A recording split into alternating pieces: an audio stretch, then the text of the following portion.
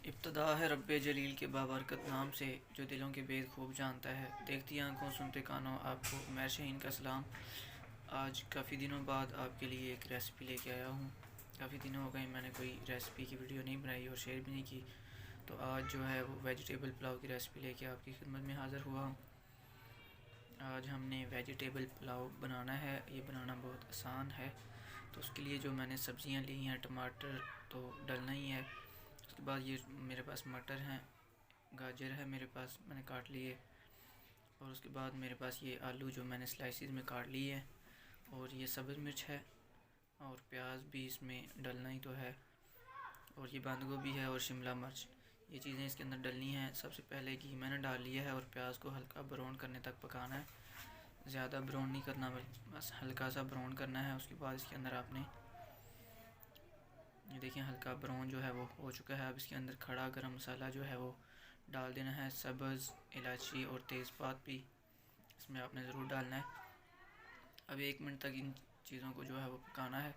और ये देखें प्याज का कलर जो है वो और जो है ब्राउन हो गया है। उसके बाद इसके अंदर टमाटर शामिल कर देने हैं। टमाटर शामिल करने के बाद आपने थोड़ी देर इन्हें पकाना है। साथ ही इसके सब्ज़ मिर्चें जो हैं वो भी डाल देनी है। और अब इनका जो है वो मसाला बना लेना है। मिक्सर टाइप जो है वो मसाला बनाना है। मसाला बनने तक इन्हें पकाना है। ऊपर से ढक देना है, मैंने ऊपर से ढक दिया है। अब इन्हें थोड़ी देर पकाने के बाद आपने इसके अंदर जो है बाकी चीज़ें डालनी है। ये देखें जो है वो थोड़ा सा पेस्ट टाइप बन गया है। अब इसके अंदर 1 टेबल स्पून नमक डाल देना है आपने।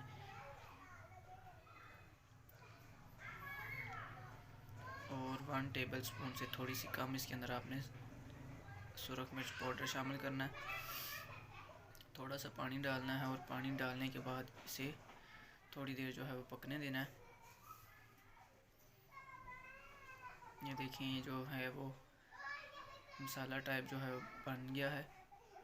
ऊपर से ढक के मैंने थोड़ी देर पकाया। अब इसके अंदर जो है वो सब्ज़ियाँ शामिल करनी है। सबसे पहले मटर डाल लेने हैं। जो हार्ड सब्ज़ियाँ हैं जो गलने में ज़्यादा टाइम लेती हैं वो पहले डालनी है।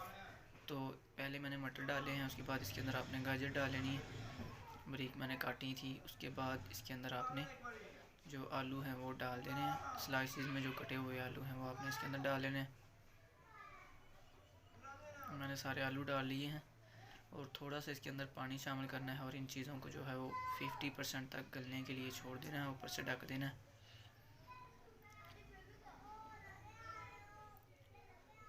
थोड़ी देर ढक के जो है पकाना है ताकि 50% तक जो है वो मटर गाजर और आलू वगैरह जो गल जाएँ। उसके बाद इसके अंदर आपने शिमला मिर्च शामिल करनी है। ये नरम होती है, ज़्यादा टाइम नहीं लेती गलने में। और इसके साथ ही बंद गोभी भी नरम होती है, ज़्यादा गलने में टाइम नहीं लेती। ये सारी सब्ज़ियाँ मैंने जो है वो शामिल कर ली हैं। अब इन्हें गलाना है अच्छी तरह से। गलाने के लिए आपने ऊपर से इसे ढक देना है। पानी जो है वो सब्ज़ियाँ अपना खुद छोड़ेंगी और उसी पानी के अंदर जो है वो गल जाएंगी। ये देखिए जो सब्ज़ियाँ हैं वो तकरीबन गल चुकी हैं। इसके अंदर अब मेरे पास जो है वो 500 ग्राम चावल हैं, तो 500 मिलीलीटर ही इसके अंदर आपने पानी शामिल करना है। डबल पानी शामिल नहीं करना, वरना जो चावल हैं वो खड़े खड़े नहीं होंगे बल्कि जुड़े जुड़े पकेंगे। तो इसलिए 500 मिलीलीटर जो है इसके अंदर पानी डालना है। तो पानी को उबाल आने तक छोड़ देना है। इसके अंदर 2 सब्ज़ मिर्चें जो हैं दरमियान से काट के डाल देनी है। और पानी को जब तक जोश नहीं आता तब तक इसे ढक देना है ऊपर से।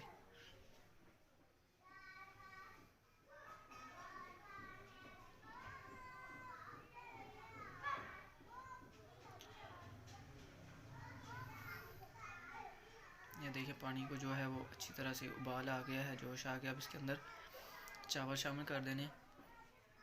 चावल मैंने आधा घंटा पहले जो है वो भिगो लिए थे। अब इन्हें चावलों को 70% जो है वो तेज़ आंच पर जो है वो पकाना है। उसके बाद हल्की आंच पर नम दे के पकाना है। ये जो है वो 70% तक इसी तरह आपने पका लेने हैं। ये देखें पानी जो है वो तकरीबन खुश्क हो चुका है। अब इसके ऊपर जो है कपड़ा मैंने भिगो लिया था, भिगो के कपड़ा ऊपर ढक्कन दे देना है। और जो 30% रह गए हैं वो नम के अंदर गलाने हैं। ये देखें जी अल्हम्दुलिल्लाह चावल जो हैं वो बिल्कुल तैयार हो चुके हैं और अच्छी तरह से गल चुके हैं और बिल्कुल अलग अलग सारे बने हैं।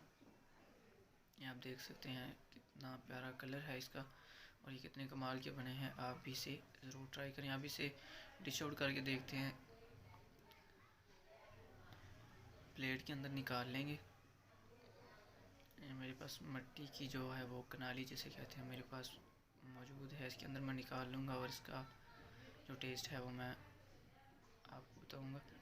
बहुत ही कमाल के और बिल्कुल अलग अलग बने हैं। अल्हम्दुलिल्लाह बहुत ही टेस्टी बने हैं। आप इसे घर में ज़रूर ट्राई करें। आप सबसे रिक्वेस्ट है कि मेरे चैनल को सब्सक्राइब करें और चैनल को सपोर्ट करें।